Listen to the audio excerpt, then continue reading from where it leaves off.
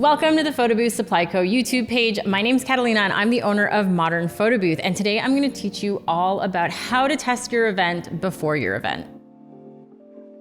Pretty much every issue that you might run into at an event can be avoided. I know this because I've been in the game long enough to know. So a lot of it has to do with preparation. I can't tell you the number of people who I see in various Facebook groups who are like, oh, I have this issue. And then when it's like, hey, was it working at home when you were testing? They were like, I don't know, probably because they didn't test. You have to test your events. And I'm gonna go through everything that we do to test our events to make sure that they are a success at the event and that we've prepared for everything that could happen. Step one is always going to be to program your event well before your event actually is going to take place. So we generally do this anywhere between 5 to 7 days before an event actually happens. So you're gonna go into your Salsa app and you can program everything directly from your computer. Make sure that you check your spelling. This is super important. Maybe have somebody else read it over and make sure that you're checking your dates on your templates.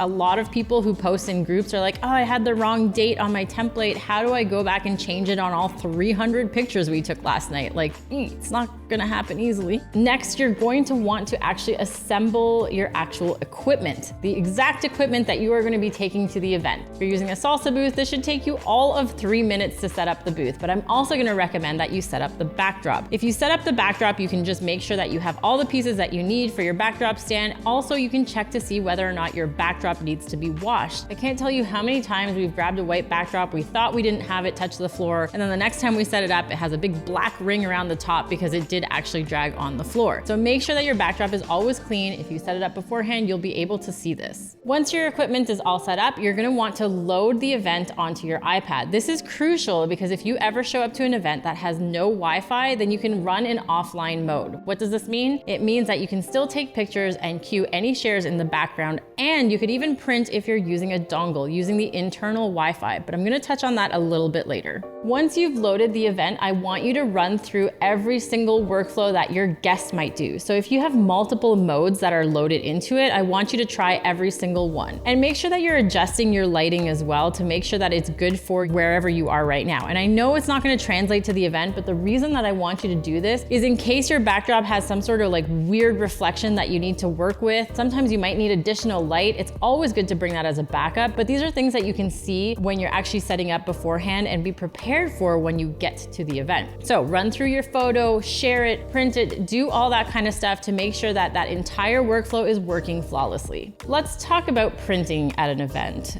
Yeah, printers are probably the biggest problem people have, especially if you're using a dongle to do Wi-Fi printing from your iPad booth. And 99% of the time, it's because they weren't prepared. So let's talk about the most common issues I see. A lot of people are like, oh, I tested this at home on my Wi-Fi, it was working perfectly, and now I'm at the event and I can't get it to connect. 9 times out of 10, venue Wi-Fi doesn't work at all, or it has a gateway, which means that you have to sign on to a website and like accept their terms and conditions before it can actually connect. And that doesn't work with most dongles. So Wireless Connect Module, DNP, Aircast Pro, those ones do not work with gated internet, which again is what most venues have. Maybe you have a hotspot. Great. It might show that you have 1 or 2 bars, but that might not actually be enough. So a lot of people test in really great Wi-Fi and then get to a venue and realize that that is not working. The other big thing is that you have to switch your Wi-Fi once you get to the event. So again, people test at home, their Wi-Fi is working perfectly, they get to the venue, they don't switch the Wi-Fi connection in their dongle and in their iPad. And so it's still trying to find the Wi-Fi connection from home. So again, they think that it's broken, it's not working, it's not reliable. No, you just really need to know your equipment and you need to understand how it works. So if you ever get into a situation where you can't actually get it to connect at a venue, just always revert back to the internal Wi-Fi. So every single one of these dongles has an internal Wi-Fi that you can communicate with the iPad. It does mean that you're not able to share, but your shares will still queue in the background. So if this happens, you have a choice to make. Either you can share in real time or you can print. But let's be honest, if the Wi-Fi out there isn't good enough to print and connect your dongle to your printer, it's probably not going to be good enough to share. So I always suggest go with the internal Wi-Fi for your dongle and then queue all of your shares afterwards. But please get to know your equipment before you go to do a print event, because it's the biggest thing that goes wrong when you don't know what you're doing. So before you pack everything up, I want you to go and check all of your backups. It's really important important that you bring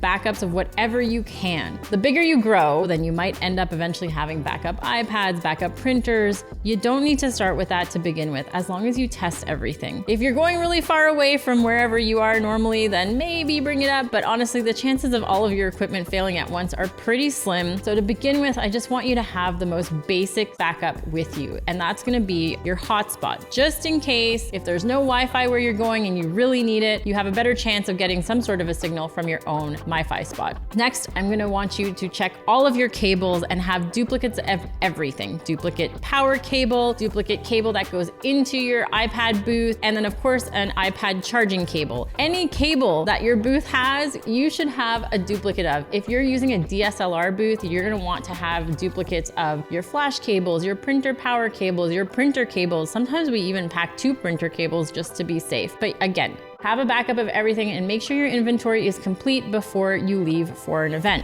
Now that you've tested your event, you've tested your equipment, you've checked your backups, I want you to pack it all up. We like to have a checklist to make sure that we've included absolutely everything that we need. And I'll make sure to include a downloadable list in the description below that you guys can start off of. Please use this as a guide. Make sure that you change it according to whatever you guys like to do. It's not meant to be the holy grail. It's just meant to be a starting point for you guys. So I will include one for a DSLR booth as well as an iPad booth. If there's anything that you take away from this video, please test your events well before you get to the event. Do not show up to an event and load an event and then try and troubleshoot things on the spot. 99% of the problems that I see in every single group is caused from not testing equipment, not testing workflows, and not testing events. So please test your events. Even if it's just the day before, you'll be able to work through a lot of stuff that makes sure that every single event that you have is going to be a success to your client, and they're gonna keep coming back to you year over year.